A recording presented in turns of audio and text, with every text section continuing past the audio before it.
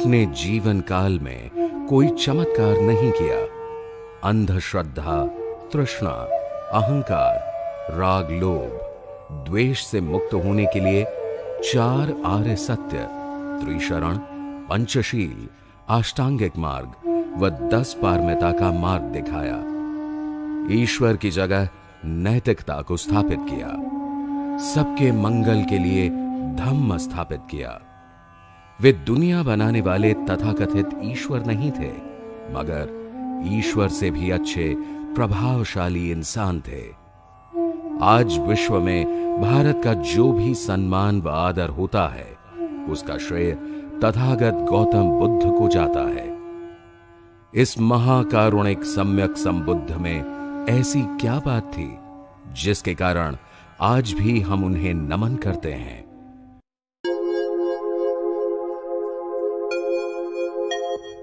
यह स्थान शाक्य वंश की राजधानी कपिलवस्तु के नाम से जाना जाता है। सिद्धार्थ गौतम बुद्ध के पिता शुद्धोधन यहां के राजा थे। सिद्धार्थ गौतम का बचपन यहीं बीता था। भारत नेपाल सीमा पर पीपरहवा से 16 किलोमीटर उत्तर पश्चिम, लुम्बिनी से 24 किलोमीटर पश्चिम दक्षिण पश्चिम पर यह स्थित है। यही कपिलवस्तु स्थान था। यहां खंडित दीवारों के टीले आसानी से देखे जा सकते हैं। कपिलवस्तु से प्राप्त अवशेषों से भगवान के प्रारंभिक जीवन का पता चलता है। कपिलवस्तु के राजा शुद्धोधन का विवाह महामाया से हुआ। एक दिन सुमेध नामक बोधिसत्व माता महामाया के स्वप्न में आए और उन्होंने प्रश्न किया, मैंने अपना अंतिम जन्म पृथ्वी पर धारण करने का निश्चय किया है, क्या आप मेरी माता बनेंगी? रानी महामाया ने प्रसन्नता से स्वीकृति दी। इस अद्भुत स्वप्न की चर्चा राजा शुद्धोधन ने स्वप्न विद्या में प्रसिद्ध 8 पंडितों से की। उन्होंने राजा को स्वप्न का अर्थ बताते हुए कहा, महाराज, आपके यहां पुत्र होगा। यदि वह घर में रहा तो चक्रवर्ती सम्राट होगा। यदि संन्यास्त हुआ तो बुद्ध बनकर समस्त संसार को मार्गदर्शन देगा। उस जमाने में प्रसव के लिए मायके जाने का रिवाज था। रानी महामाया कहारों के कंधों पर ढोए जाने वाली पालकी में देवदह के लिए रवाना हुई। देवदह जाने के लिए लुम्बिनी वन से गुजरना पड़ता है। उस जमाने में यहां शाल वृक्षों का उद्यान वन था। माता महामाया का जब यहां आगमन हुआ तो सारा निसर्ग प्रफुल्लित था। वृक्ष फूल और फलों से लदे थे। उस वातावरण ने माता महामाया को प्रभावित किया। वे पालकी से उतरकर शाल वृक्ष की ओर बढ़ीं। एक शाखा को पकड़ा। अचानक उन्हें प्रसव वेदना प्रारंभ हुई और 563 ईसा पूर्व वैशाख पूर्णिमा के दिन सिद्धार्थ गौतम ने जन्म लिया। बुद्ध के आगमन का स्वागत समस्त ब्रह्मांड ने किया। भगवान बुद्ध का जन्मस्थल लुम्बिनी नेपाल की तराई में नेपाल सीमा से लगभग 10 किलोमीटर भैरवा जिले में है। इसका वर्तमान नाम रुम्मिनदेई है।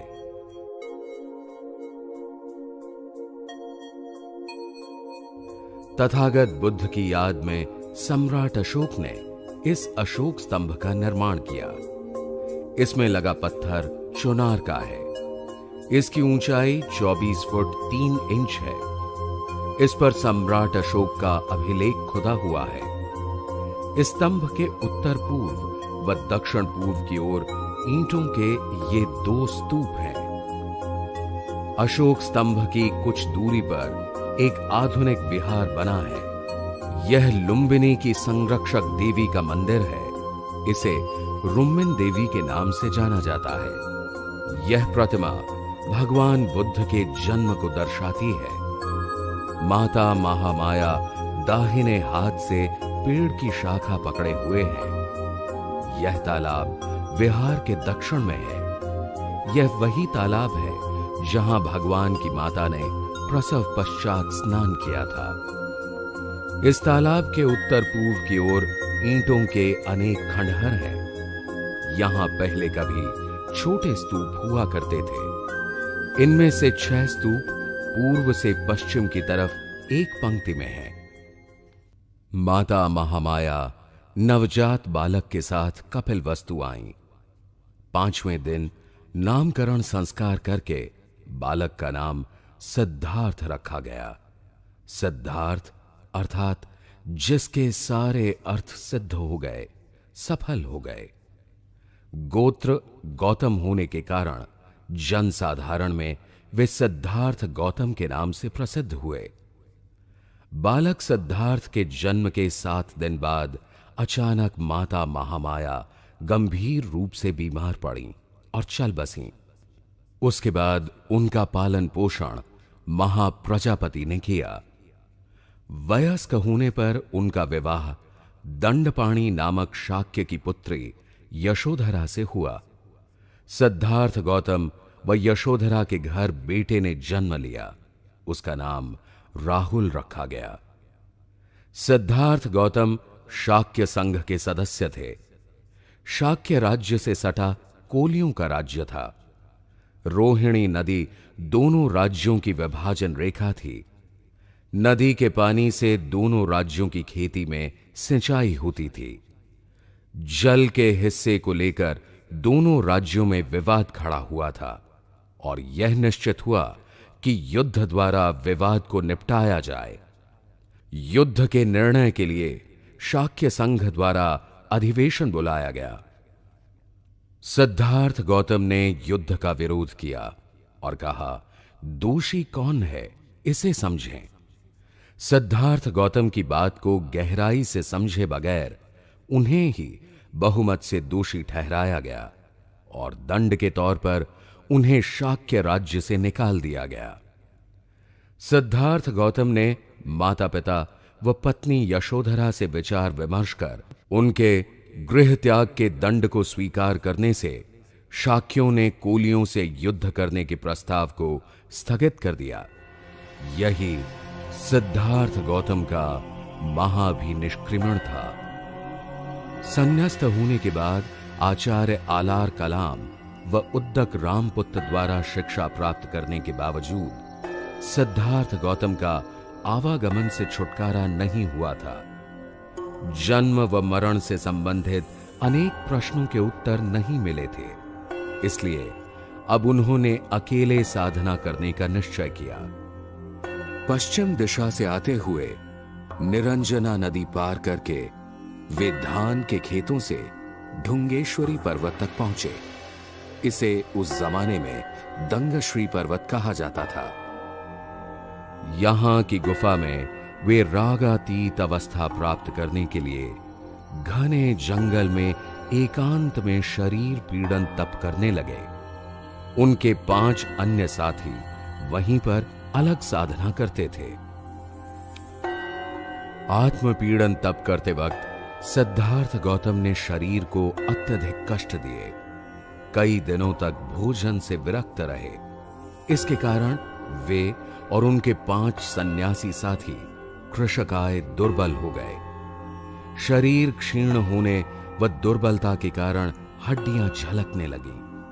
अचानक उन्हें लगा कि शरीर और चित्त एक ही अस्तित्व के अंग हैं। अतएव शरीर से अत्याचार करना चित्त से भी अत्याचार होगा। तब उन्होंने संकल्प किया, स्वास्थ्य संभालकर मन की साधना करेंगे। चलकर वे स्थान पर नदी में दोपहर को स्नान करने आए और उरुवेला ग्राम की ओर प्रस्थान करने लगे। थोड़ी दूर पहुंचे थे कि उनकी सांस उखड़ गई। वे बेहोश हो गए। तभी इसी सेनानी नामक गांव की ग्वाला पुत्री सुजाता को उसकी मां ने दूध खीर लेकर वन देवता को अर्पण करने भेजा था। सुजाता के साथ उसकी दासी पूर्णा भी थी। जब सुजाता ने तथागत को वट वृक्ष के नीचे अर्ध बेहोशी की हालत में देखा, तब उन्हें पानी एवं कटोरा भर दूध पिलाया। इससे उनमें शक्ति आई, वे उठकर बैठे। फिर उन्होंने खीर ग्रहण की। शरीर पीड़न तपस्या त्याग कर सिद्धार्थ द्वारा भोजन ग्रहण करने की बात जब उनके 5 साथी सन्यासियों को पता चली तो वे उन्हें छोड़कर चले गए। यही वह स्थान है जहां सुजाता ने खीर दान किया था।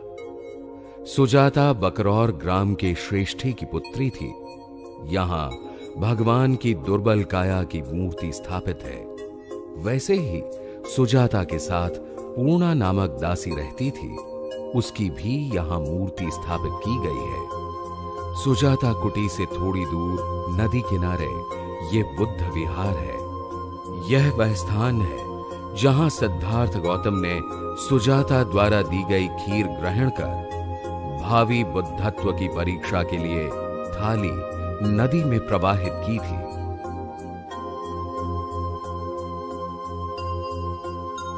तथागत बुद्ध को बोधिसत्व अवस्था में अन्नदान करने वाली सुजाता बौद्ध इतिहास का अभिन्न अंग बन गई। बाद में सुजाता व उसके पुत्र यश ने बुद्ध संघ में प्रवज्ञा ग्रहण की। सुजाता की याद में इसी स्थान पर एक स्तूप बनवाया गया। यहीं पर कभी सुजाता का महल हुआ करता था।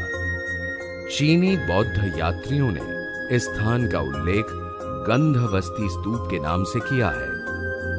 यहां पर उत्खनन के दरमियान धातु के टुकड़े मिले हैं। उस पर देवपाल राजस्य सुजाता गृह लिखा है।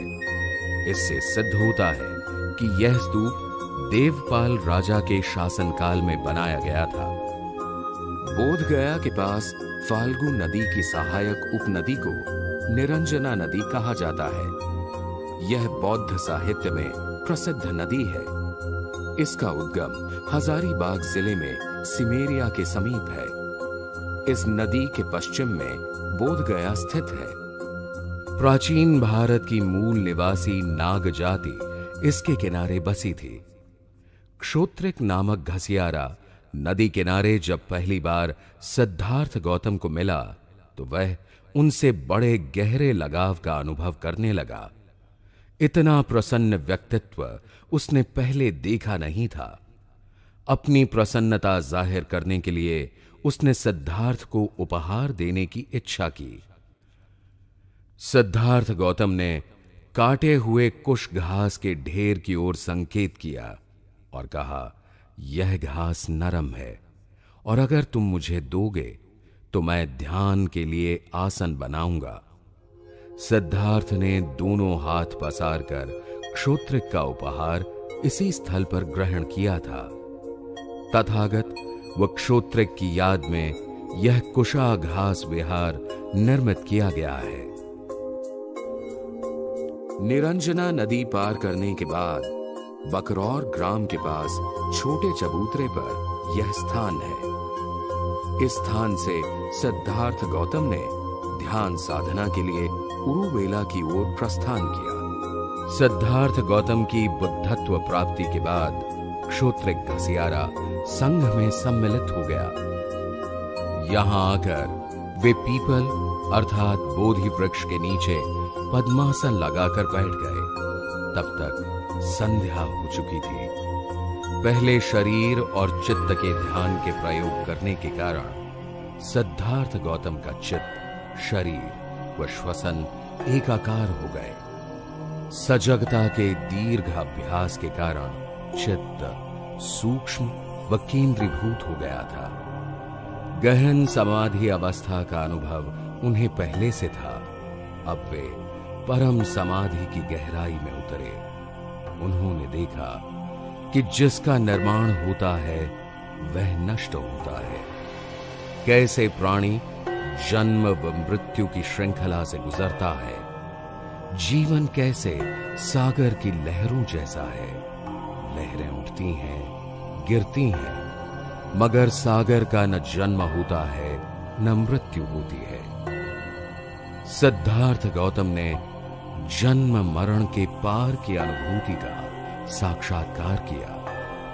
ठीक इसी क्षण आकाश में घनघोर गर्जन हुआ। सिद्धार्थ गौतम ने अपनी चेतना के सहारे जाना, प्राणी कष्ट क्यों पाते हैं, अज्ञान का कारण क्या है, लोभ, तृष्णा, अहंकार से क्या हानि होती है, दुख का निवारण कैसे करें, इसके रहस्य को जाना। बाद में तथागत ने इसे 4 आर्य सत्य कहा। तत्पश्चात ध्यान की गहन अवस्था में सिद्धार्थ गौतम को लगा कि जन्म जन्मांतर की त्रासदी से मुक्ति लाभ होकर आनंद की वर्षा हो रही है। उनकी दुनिया बदल गई। वे सिद्धार्थ गौतम से सम्यक संबुद्ध हुए। असीम करुणा का उदय हुआ। सम्यक संबुद्ध होने के बाद प्रतिदिन बुद्ध निरंजना नदी में स्नान करते, नदी किनारे इस स्थान पर चलित ध्यान साधना करते। बुद्ध होने के पहले का उनका जीवन अब बदल चुका था। उन्होंने सद्धम्म मार्ग खोज लिया था। बोधि प्राप्त करने के बाद पहला सप्ताह इसी बोधि वृक्ष के नीचे भगवान ने बिताया। यह बोधि वृक्ष महाविहार के पश्चिम में है। इसकी एक शाखा श्रीलंका के अनुराधापुर में है। बोधि वृक्ष व महाविहार के मध्य यह वज्रासन है। यह लाल प्रस्तर का बना हुआ 7 फुट 6 इंच लंबा व 4 फुट 3 इंच चौड़ा है। यह तथागत का साधना स्थल है। वज्रासन के संबंध में चीनी यात्री युआन चुआंग ने लिखा है कि यह स्थान विश्व के मध्य भाग में स्थित है। बुद्धत्व प्राप्ति के बाद दूसरा सप्ताह भगवान ने यहां साधना रत व्यतीत। इस स्थान पर अनिमेष लोचन स्तूप बनाया गया है। वे अब इतनी आनंदमय अवस्था में थे कि वे बोधि वृक्ष को अपलक निहारते रहे। भगवान ने तीसरा सप्ताह संक्रमण करते हुए व्यतीत किया। यह संक्रमण स्थल का चबूतरा 53 फुट लंबा, 3 फुट 6 इंच चौड़ा एवं 3 फुट ऊंचा है। भगवान के चरणों के निशान प्रदर्शित करने के लिए कमल के फूल बनाए गए हैं। चौथा सप्ताह भगवान ने इस जगह बिताया। इसे रत्नगृह के नाम से जाना जाता है। यहां ध्यान मग्न अवस्था में भगवान की एक प्रतिमा है। पांचवां सप्ताह यहां अजपाल निग्रोध वृक्ष के नीचे भगवान ने बिताया। यहां एक सप्ताह भगवान बोधि प्राप्ति के बाद ध्यान अवस्था में रहे।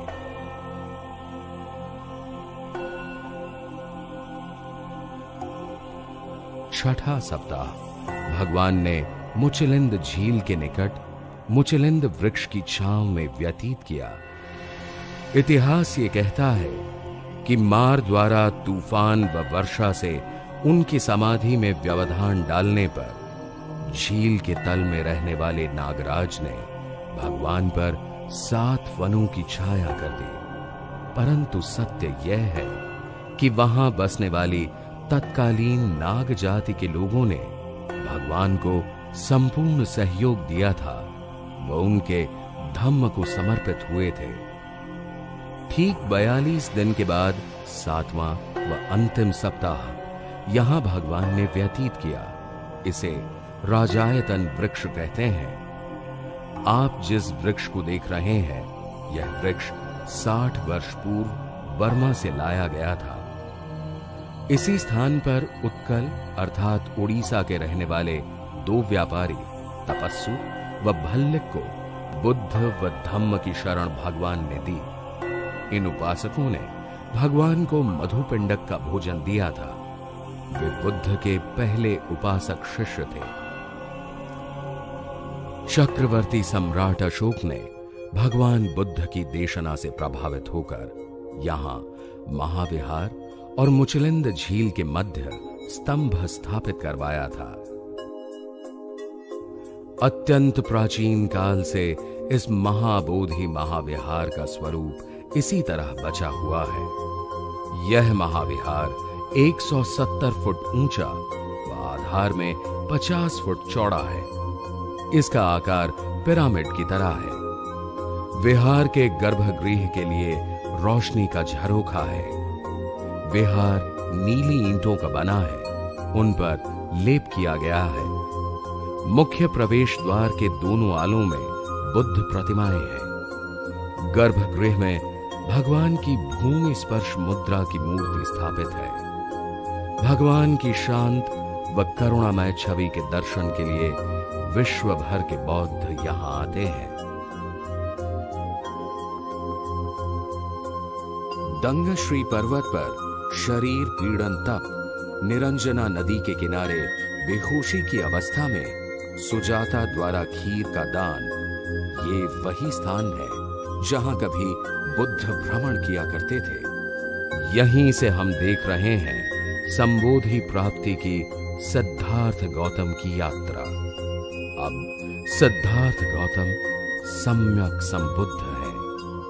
उन्होंने पदार्थ जगत का परम ज्ञान प्राप्त किया है। बुद्धत्व प्राप्ति के बाद तथागत ने विचार किया, किसे धम्म का उपदेश दूं। उनके मन में अपने 5 सहयोगियों का ख्याल आया, जो उनके कठोर तपश्चर्या त्यागने पर उन्हें छोड़कर चले गए थे। वे 5 सहयोगी मृगदाय वन अर्थात सारनाथ में थे। भगवान के सारनाथ आगमन के बाद भी उन सहयोगियों ने अभिवादन नहीं किया। तथागत के समीप आने पर वे बुद्धत्व की ऊर्जा से प्रभावित हुए। उन्हें अनायास आसन दिया। भगवान ने उन्हें 4 आर्य सत्य व मध्यम मार्ग की शिक्षा दी।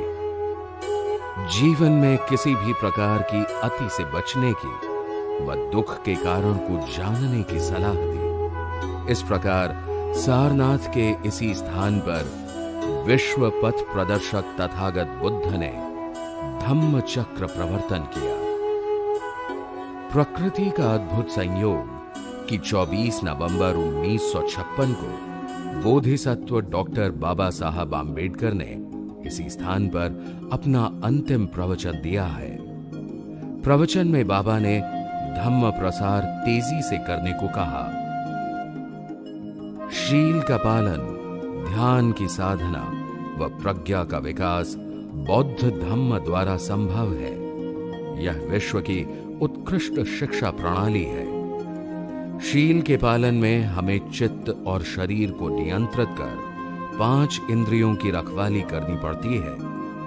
ध्यान का अर्थ है सजग चित्त से अनासक्त भाव से मन में उठने वाले हर भाव को देखते रहना और चित्त को सतत निर्मल करना।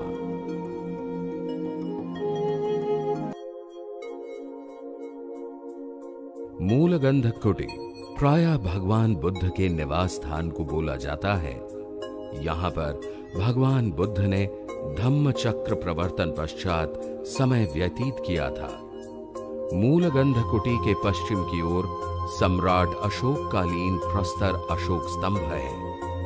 ये किसी समय लगभग 15.25 मीटर ऊंचा और सिंह शीर्ष अर्थात सिरे पर सिंह प्रतिमा वाला था। स्तंभ पर 3 अभिलेख खुदे हैं। इसके अलावा कलात्मक सिंह शीर्ष, बोधिसत्व प्रतिमा व धम्म चक्र प्रवर्तन वाली मुद्रा भी यहां है। तथागत बुद्ध को प्रकृति से गहरा लगाव था। बुद्ध काल में पशु पक्षी निर्भय होकर विचरण करते थे।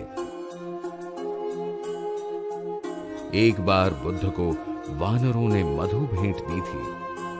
जब किसी व्यक्ति में करुणा भाव का उदय होता है तो जंगली पशु भी हिंसा भाव त्याग कर उसके संपर्क में आते हैं। बुद्ध के ध्यान मार्ग की यह मौलिक विशेषता है। मूलगंध कुटी के पास ही यह मृगदाय अभयारण्य है। यहां हिरण स्वच्छंद विचरण करते हैं। सारनाथ में धम्म चक्र प्रवर्तन के बाद यहां बनारस के लोग धम्म में दीक्षित हुए। बनारस के काश्यप परिवार ने बुद्ध धर्म का प्रसार किया।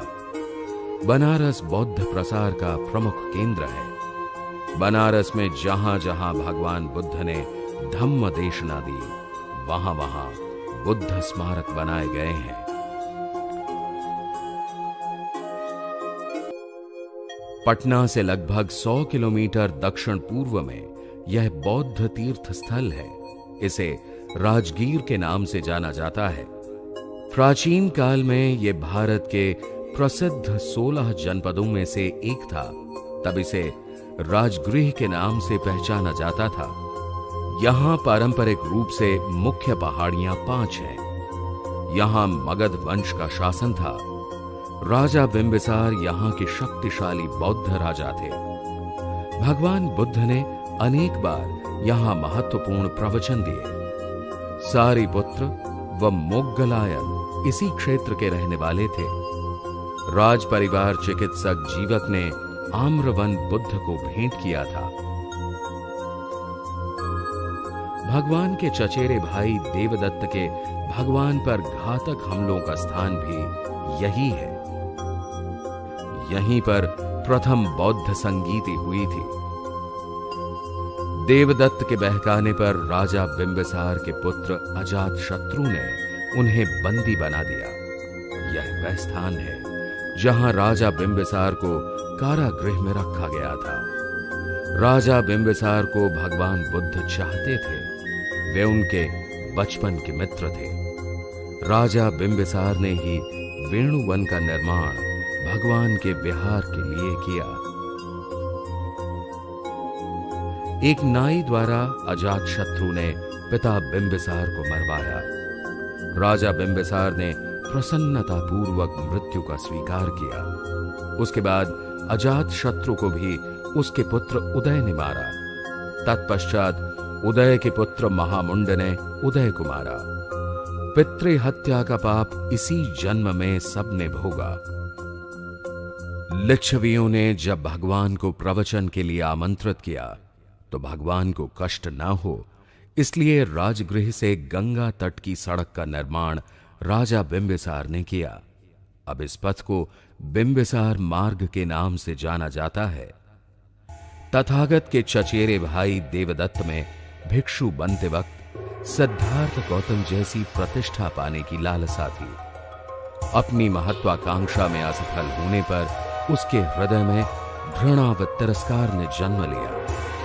देवदत्त ने गृध्रकूट पर्वत की ढलान से इसी पत्थर को तथागत पर लुढ़काया था, मगर तथागत के पांव की अंगुली को मामूली चोट पहुंचाकर यह पत्थर लुढ़क गया। बुद्धकालीन मगध के राजगृह के समीप नालक ग्राम है। यह सारिपुत्र का गांव है। यहीं पर सारिपुत्र ने जन्म लिया और उनका महानिर्वाण भी यहीं हुआ। अपने कायिक, वाचिक, मानसिक कर्म से परिशुद्ध सारिपुत्र भगवान बुद्ध के प्रमुख शिष्य थे।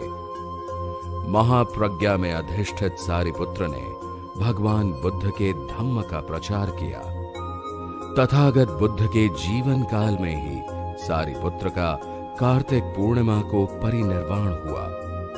यही वह स्थल है जो अब हमें सारिपुत्र की याद दिलाता है। राजगीर के स्थान को नया राजगृह कहते हैं।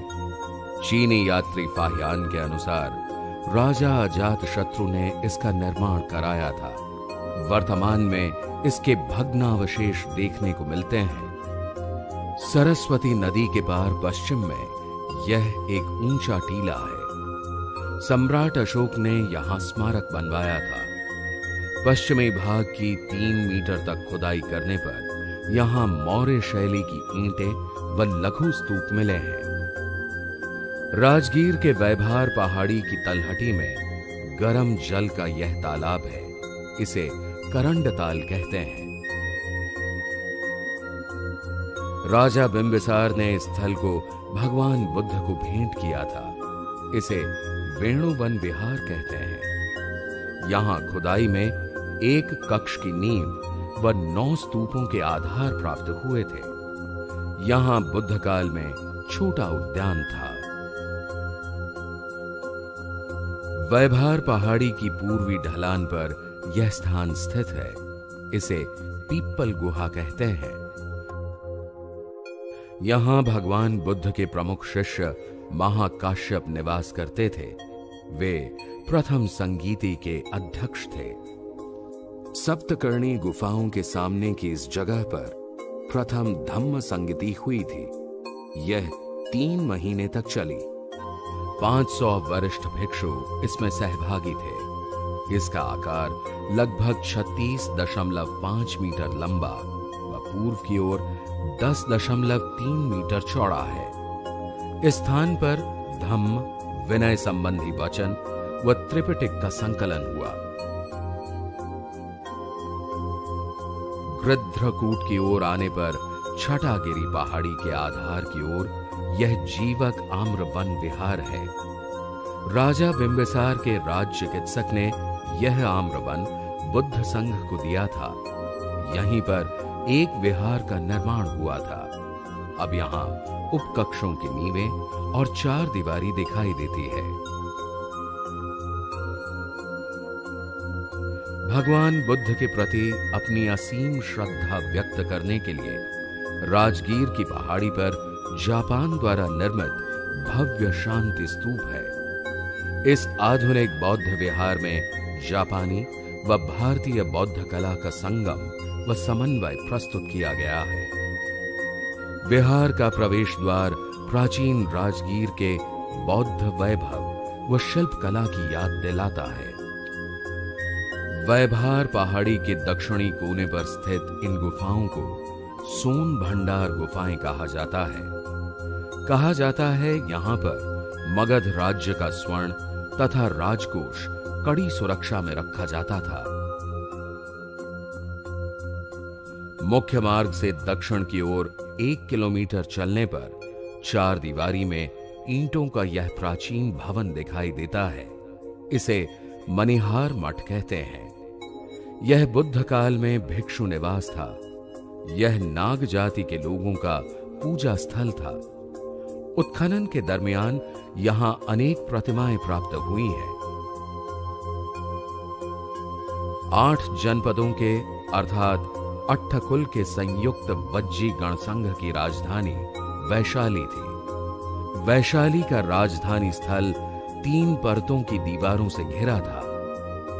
लिच्छवी राज्यकाल में सहिष्णुता व भाईचारे के कारण बौद्ध धर्म का काफी प्रसार हुआ। वैशाली को विश्व की प्रथम गणराज्य की राजधानी होने का गौरव प्राप्त है।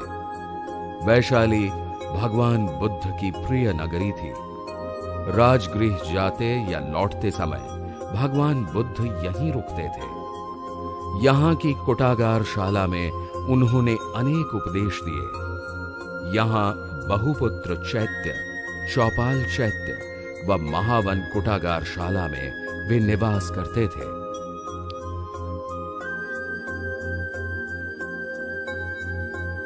वैशाली में अकाल के दौरान रतन सुत्त का पाठ कर अकाल स्थिति में तथागत ने सुधार लाया था। यहीं पर बौद्ध भिक्षुणी संघ की स्थापना हुई थी। वैशाली के 8 फुट ऊंचे व लगभग 1.5 किलोमीटर क्षेत्र में फैले टीले को राजा विशाल का गढ़ कहते हैं। यहां वज्जी गणराज्य का सभागार था, जहां 770 प्रतिनिधि एकत्र होकर राज्य प्रशासन पर विचार करते थे।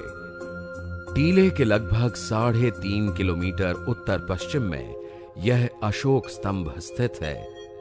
इसके शीर्ष पर सिंह की प्रतिमा विराजमान है। अशोक स्तंभ के दक्षिण की ओर प्राचीन तालाब है। इसे आजकल रामकुंड के नाम से जाना जाता है। इसके किनारे सम्राट अशोक ने स्तंभ व स्तूप बनवाए थे।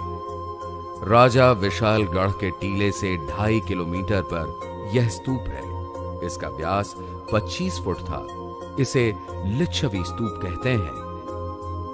भदंत सब्बकामी की अध्यक्षता में वैशाली के स्थान पर द्वितीय बौद्ध संगीति हुई थी। इस संगीति में 700 बौद्ध भिक्षुओं ने भाग लिया था। कंठस्थ बौद्ध ग्रंथों की शुद्धता तथा सुरक्षा के लिए दूसरी संगीति के 125 वर्ष बाद तीसरी संगीति सम्राट अशोक के समय पटना में हुई थी। वैशाली की प्रसिद्ध नर्तकी आम्रपाली के निवास का यह प्राचीन स्थल है। आम्रपाली ने भगवान व भिक्षु संघ को 45वें वर्षावास के दरमियान भोजन दान के लिए आमंत्रित किया था। आम्रपाली धम्म की शरण में आई और उसने यही आम्रवन संघ को दान में दिया। वैशाली में ही भगवान बुद्ध ने घोषणा की थी कि वे ठीक 3 महीने बाद महानिर्वाण प्राप्त करेंगे। बुद्ध पहले धर्म संस्थापक हैं जिन्होंने महिलाओं के संघ प्रवेश को स्वीकार किया और कहा कि पुरुष की तरह वे भी विनय में प्रवज्जित होकर अरहत पद को प्राप्त कर सकती हैं। अरहत पद पर सिर्फ पुरुषों का ही नहीं अपितु स्त्रियों का भी अधिकार है। बुद्ध काल में महिलाओं के साथ समानता का व्यवहार किया जाता था। सुजाता, पटाचारा, भद्रा, कुंडलकेशा, बुद्ध की सौतेली माता महाप्रजापति गौतमी, माता यशोधरा, धम्मदिन्ना, किसा गौतमी इत्यादि महिलाएं प्रवज्जित होकर संघ में महत्वपूर्ण स्थान प्राप्त कर सकी थी। सभी जातियों की महिलाओं व पुरुषों के लिए बौद्ध संघ में प्रवेश की अनुमति थी। बौद्ध संघ ने नारी समानता का नया अध्याय भारत के इतिहास में लिखा। अंतो जटा वही जटा, जटाय जटितं पजा। प्राचीन भारत के श्रावस्ती नगर को आज सहेत महेत के नाम से जाना जाता है। यह उत्तर प्रदेश के गोंडा व बहराइच जिले के मध्य में स्थित है। सहेत में प्रसिद्ध बौद्ध विहार जेतवन है। यह स्थान अनाथ पिंडक ने भगवान बुद्ध को भेंट दिया था। महेत प्राचीन श्रावस्ती नगर है। अपने जीवन के 45 में से 25 वर्षावास भगवान ने यहां बिताए हैं। विनय पिटक, त्रिपिटक व मज्जीम निकाय में संग्रहित सर्वाधिक उपदेश भगवान ने यहां दिए। यह जैनों के 24वें तीर्थंकर का भी कार्यस्थल था। इस स्थान को जेतवन विहार कहते हैं। यह विहार जेतवन की बड़ी इमारतों में से एक है। इसके प्रांगण में एक स्तूप व कुआं है। भिक्षुओं के लिए 21 कक्ष हैं। दीवारें गुप्त शैली की हैं। यहां पर बुद्ध की व भावी बुद्ध मैत्रेय की प्रतिमा उत्कीर्ण है। इसके आगे प्राचीन काल में निर्मित 8 स्तूपों के अवशेष देखने को मिलते हैं। जेतवन के उत्तर की ओर महेत में ये प्राचीन श्रावस्ती नगर के खंडहर हैं। नगर के चारों ओर 4 दीवारी व प्रवेश द्वार है। इस स्थान पर अब स्तूपों के अवशेष दिखाई पड़ते हैं। बैर से बैर कभी शांत नहीं होता, यह देशना देकर अंगुलीमाल के क्रोध को तथागत ने शांत किया। यह अंगुलीमाल नामक डाकू तत्कालीन कौशल नरेश के राज्य में जालिनी नाम के जंगल में रहता था। उन दिनों भगवान बुद्ध अनाथ पिंडक के जेतवनाराम श्रावस्ती में विहार करते थे। एक बार भगवान वहीं से प्रस्थान करने लगे जहां अंगुलीमाल रहता था। अब तक 999 लोगों की जान लेकर उनकी अंगुली की माला पहनने वाला अंगुलीमाल 1000वीं जान की तलाश में था। भगवान को देखते ही अंगुलीमाल चिल्लाया, रुको। भगवान ने कहा, मैं तो कब का रुक गया हूं, तू भी पाप कर्म करने से रुक जा। भगवान की करुणा व निर्भयता का अंगुलीमाल पर प्रभाव पड़ा और वह संघ में प्रवज्जित हुआ। यही वह स्थान है जहां भिक्षु होने के बाद अंगुलीमाल निवास करता था।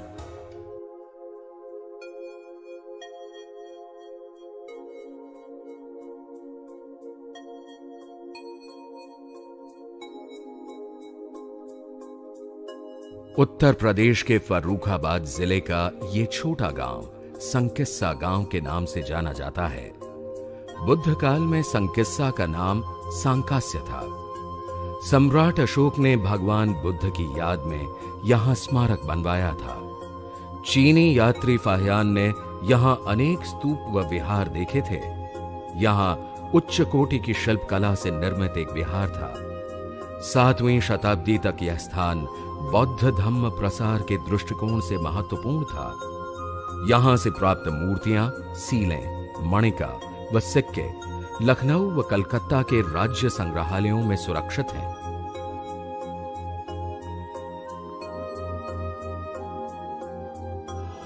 यह वह स्थल है जिसके कारण भारतवर्ष की प्रसिद्धि सारे विश्व में फैली थी। यहां ज्ञान के साथ अनेक कलाओं में विद्यार्थी को ध्यान साधना के साथ कुशल बनाया जाता था। देश विदेश के विद्यार्थी यहां पढ़ने के लिए आते थे। इसे प्राचीन काल में नालंदा बौद्ध विश्वविद्यालय के नाम से जाना जाता था। यह स्थल वर्तमान राजगीर से 10 किलोमीटर दूरी पर बिहार में है। यहां के पावारिक आम्र वन में बुद्ध निवास करते थे।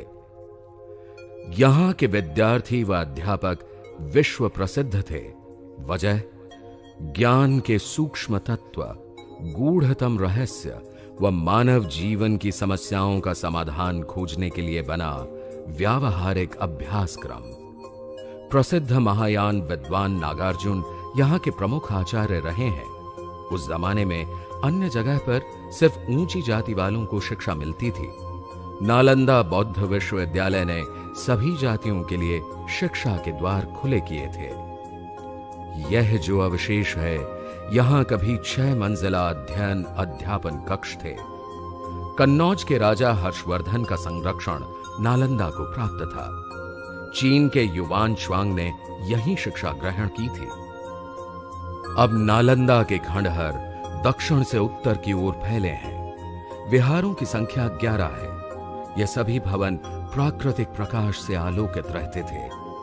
नालंदा व तक्षशिला विश्वविद्यालय की तत्कालीन विश्व प्रसिद्धि से प्रेरणा लेकर भारत के वर्तमान बौद्ध भी ऐसे अनुपम विश्वविद्यालय की स्थापना करें, ऐसी आशा हम करते हैं।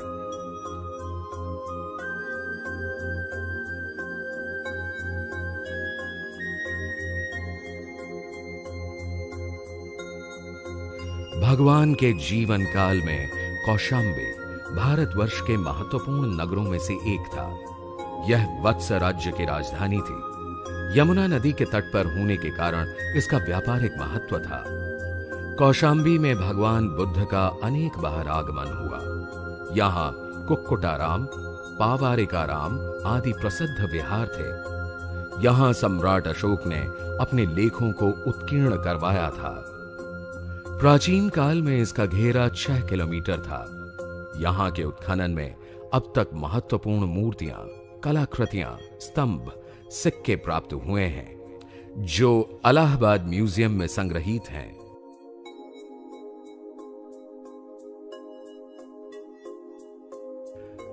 हिमालय की तराई में देवरिया जिले के कसिया नामक कस्बे से लगभग 3.52 किलोमीटर पर कुशीनगर है।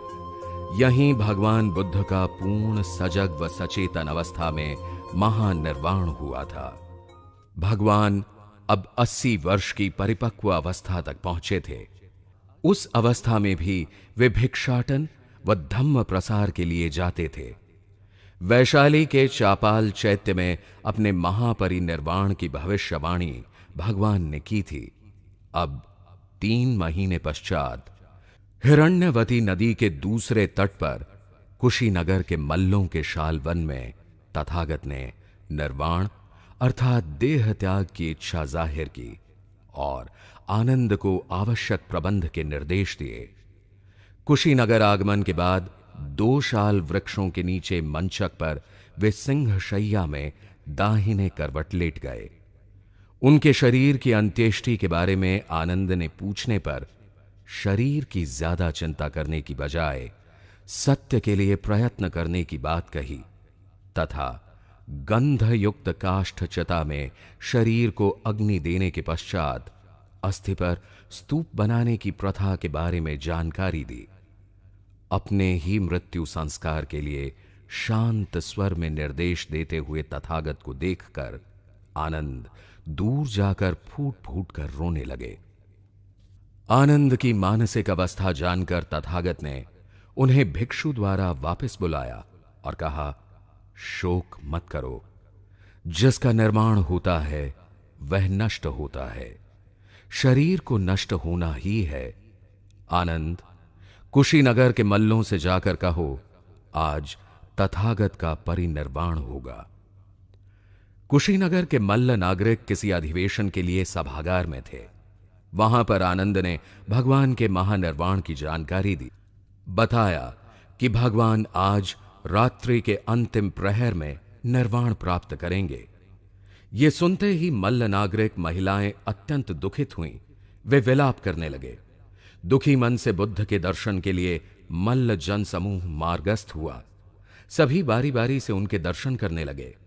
उन्हीं में से एक परिव्राजक सुभद्र को धम्म विषयक शंका का समाधान भगवान से प्राप्त करना था। अपनी इच्छा सुभद्र ने आनंद के पास व्यक्त की। निर्वाण के समीप पहुंच रहे तथागत को अधिक कष्ट देने से आनंद ने रोका। सुभद्र के शब्द बुद्ध ने सुनने पर सुभद्र को पास आने को कहा। सुभद्र को अष्टांगिक मार्ग के महत्व के बारे में समझाया। सुभद्र के प्रश्नों का संतोषजनक उत्तर देने के पश्चात उसे संघ में प्रवज्जित करने को कहा। तत्पश्चात भिक्षु संघ को 3 बार भगवान ने धम्म मार्ग की कोई शंका हो तो पूछने को कहा। भिक्षुओं के मौन रहने पर सभी संस्कार अनित्य हैं, अप्रमाद के साथ जीवन व्यतीत करो, ये अंतिम वाक्य कहे। अब सम्यक संबुद्ध ने अपनी आंखें मूंद ली। प्रथम, द्वितीय, तृतीय व चतुर्थ ध्यान की अवस्था तक पहुंचे। आकाश नंत्यायन, विज्ञान नंत्यायन, अकिंच न्यायतन, नैव संज्ञाना संज्ञायन अवस्था को प्राप्त किया। अंत में संज्ञा वेदेत निरोध को प्राप्त करने के बाद वैशाख पूर्णिमा को तथागत का महानिर्वाण हुआ। भीषण गड़गड़ाहट के साथ पृथ्वी हिले। उपासकों के करुण क्रंदन की ध्वनि तेज होने लगी। मल्ल नागरिकों ने अंत्येष्टि का प्रबंध किया। बुद्ध काया के समक्ष सूत्रों का पाठ होने लगा। 6 दिन व 6 रात तक कुशीनगर व समीप के नागरिक बुद्ध काया के दर्शन करते रहे। 7वें दिन मल्लवंश के प्रमुख पदाधिकारियों ने निर्वाण यात्रा रामाभार के टीले तक निकाली। अंतिम संस्कार के पहले भगवान के शिष्य भंते महाकश्यप 500 भिक्षुओं के साथ पहुंचे। भंते महाकाश्यप ने चिता की 3 बार परिक्रमा की। 500 भंते के साथ बुद्ध को अंतिम बार वंदन किया। चिता की अग्नि शांत होने पर सुगंधित जल का छिड़काव किया गया। काया की अस्थियां व भस्म स्वर्ण कलशों में रखे गए। भगवान के अवशेषों को 8 भागों में विभाजित किया गया। मगध राज्य के राजगृह, लिच्छवी राज्य के वैशाली, शाक्य राज्य के कपिलवस्तु, बुली राज्य के वेठदी और मल्ल राज्य के प्रतिनिधियों ने कुशीनारा व पावा में स्तूप बनाए। ब्रह्मांड के सार्वकालिक सत्य का यथाभूत दर्शन पाकर सम्यक संबुद्ध महाकारुणिक बुद्ध ने भारतीय समाज, धर्म व अध्यात्म पर अपनी अमिट छाप छोड़ी। एक परिशुद्ध वैज्ञानिक आधार का धम्म जगत को दिया। आधुनिक भारत के प्रज्ञा पुरुष डॉक्टर बाबा साहब आंबेडकर 30 नवंबर 1956 को कुशीनगर पधारे थे। यहां तथागत के परिनिर्वाण स्थल के पास उन्होंने कहा था कि सम्यक संबुद्ध ने कितनी शांत जगह का चुनाव महापरिनिर्वाण के लिए किया है। काश मुझे भी इस जगह देह त्याग का अवसर प्राप्त होता तो कितना अच्छा था। बाबा की इच्छा का सम्मान करते हुए उनके महाराष्ट्र के अनुयायियों ने बाबा के अस्थि कलश पर कुशीनगर के 2 दृश्य चित्रित किए। भगवान के महापरिनिर्वाण के स्मारक के रूप में यह 2.74 मीटर ऊंचा स्तूप बनाया गया है। 1927 में बर्मा सरकार द्वारा इसका पुनरुद्धार किया गया। यह चैत्य भी चबूतरे पर बना है। भगवान की महापरिनिर्वाण की अवस्था में स्थित यह 6.1 मीटर लंबी मूर्ति चुनार के लाल बलुआ पत्थर के एक खंड से निर्मित है। भगवान महानिर्वाण शैया पर दाहिने करवट लेटे हुए हैं। दक्षिण की तरफ लगभग 7वीं शताब्दी में निर्मित छोटे छोटे स्तूप हैं। कुछ मौर्य काल के स्मारक हैं। निर्वाण स्तूप से दक्षिण पश्चिम की तरफ थोड़ी दूर बुद्ध की विशाल प्रतिमा का नाम माथा कुंवर स्मारक है। यह प्रतिमा 3 मीटर ऊंची नीले प्रस्तर खंड से निर्मित है। माथा कुंवर स्मारक से 1.5 किलोमीटर दूरी पर यह टीला है। इसका व्यास 47 मीटर है। यह मुख्य स्तूप से दुगने आकार का है। यहीं भगवान बुद्ध की चंदन की चिता पर अंत्येष्टि हुई थी। इसे रामाभार टीला कहते हैं। तृतीय शताब्दी ईस्वी पूर्व से लेकर तृतीय शताब्दी ईस्वी तक के समय में बौद्ध कला और संस्कृति का तेजी से विकास हुआ। अनेक स्तूप और चैत्य बनाए गए। बुद्ध के शारीरिक, उद्देशिक व पारिभौतिक धातुओं पर जो स्मारक बनाए जाते हैं उन्हें स्तूप कहते हैं। बुद्ध के दिखाए हुए मार्ग पर चलकर मैं अपना व प्रजाजनों का मंगल कर सकता हूं। इस सार्वकालिक सत्य को मानकर सम्राट अशोक ने विश्व के सर्वश्रेष्ठ सम्राट होने का गौरव प्राप्त किया। सम्राट अशोक ने बौद्ध विद्वानों की सहायता से भारत व विश्व में धम्म फैलाया। मुख्यतः सारे एशिया में धम्म का प्रकाश फैला। बुद्ध की देशनानुसार राज्य प्रशासन करने पर उनकी प्रगति हुई। यही कारण है कि प्रत्येक बौद्ध स्थल पर जापान, श्रीलंका, बर्मा आदि देशों के विहार दिखाई देते हैं। सम्राट अशोक के निर्माण के बाद बुद्ध धम्म को राजाश्रय नहीं मिला। ब्राह्मणवाद के आक्रमण ने फिर से देश को छुआछूत, जात पात व गैर बराबरी की गर्त में धकेल दिया। वर्णवाद व जातीयवाद ने इंसान को इंसान से जुदा कर दिया। ऐसे में पुनश्च भारतवर्ष में बुद्ध धम्म के पुनरागमन की आवश्यकता थी। इस पावन कार्य को इस सदी के युगंधर प्रज्ञा पुरुष डॉक्टर बाबा साहब आम्बेडकर ने पूरा किया और 14 अक्टूबर 1956 को लाखों अनुयायियों के साथ दीक्षा भूमि नागपुर में बुद्ध धम्म की दीक्षा ग्रहण की। नागपुर नागवंश का निवास स्थल होने के साथ साथ भारत का मध्यवर्ती केंद्र है। बाबा साहब ने कहा कि हिंदू कहकर पैदा होना मेरे बस में नहीं था, मगर हिंदू रहकर मैं मरूंगा नहीं, यह मेरे बस की बात है। सामाजिक परिवर्तन, समानता, बंधुत्व व भाईचारे की पुनर्स्थापना के लिए बाबा ने बुद्ध धम्म की शरण ली। अब दीक्षा भूमि पर लाखों बुद्धानुयायी प्रेरणा प्राप्त करने आते हैं और इस संकल्प के साथ जाते हैं कि हम भारत को बौद्धमय करेंगे।